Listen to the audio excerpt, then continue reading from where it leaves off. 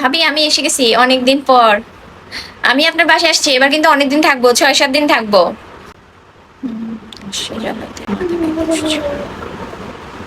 ও মা, আপনি মুখ এরকম কালা কালা করে ফেললেন কেন? কি হয়েছে? আমার আসার কথা শুনে আপনার মুখ কালা হয়ে গেল? আর হচ্ছে ইয়া, ও যে ওই আলমারি কবে কিনছেন? ও মা, এখানে দেখি বাচ্চাটা এরকম শুকিয়ে গেছে কেন? হ্যাঁ, এই তুমি এত শুকিয়ে গেছো কেন? খাইতে দেন না? হ্যাঁ।